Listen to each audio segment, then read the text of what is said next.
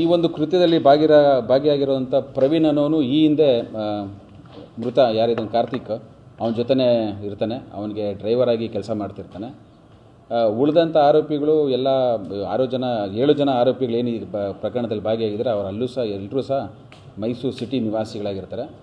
ಒಂದೇ ಏರಿಯಾದಲ್ಲಿ ಇದ್ದಂಥವ್ರು, ಒಬ್ರಿಗೊಬ್ಬರು ಪರಿಚಯ ಇರುತ್ತೆ ಅವ್ರಿಗೆಲ್ಲರಿಗೂ. ಈ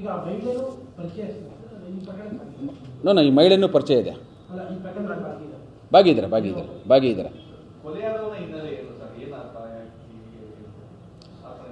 ಕೊಲೆಯಾದಂಥ ಕಾರ್ತಿಕ್ ವಿರುದ್ಧ ರೌಡಿ ಶೀಟ್ರು ಓಪನ್ ಆಗಿದೆ ವರ್ಣಾ ಸ್ಟೇಷನಲ್ಲಿ.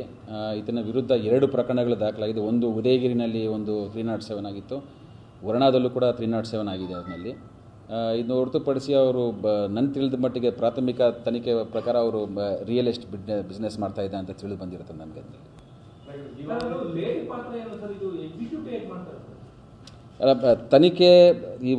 ತನಿಖೆ ಪ್ರಾರಂಭದಲ್ಲಿರೋದ್ರಿಂದ ಪ್ರತಿಯೊಬ್ಬ ಆರೋಪಿಗಳದು ಏನು ಪಾತ್ರ, ಯಾವ ರೀತಿ ಕೊಲೆ ನಡೀತು, ಯಾವ ಹಿನ್ನೆಲೆ, ಬ್ಯಾಕ್ಗ್ರೌಂಡ್ ಪ್ರಿಪ್ರೇಷನ್ನು ಇವೆಲ್ಲ ಹೇಳಕ್ಕೆ ಬರೋದಿಲ್ಲ.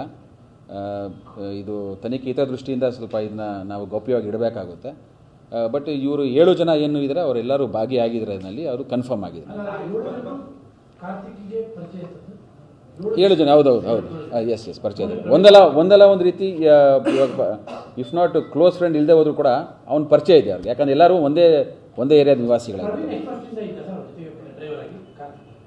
ಪ್ರವೀಣ್ ಒಂದು ಸುಮಾರು 5 ರಿಂದ 6 ವರ್ಷ ಅಂತ ಹೇಳ್ತಾರೆ, 5 to 6 years ಇವಾಗ ಬೇರೆ ಆಗಿದೆ.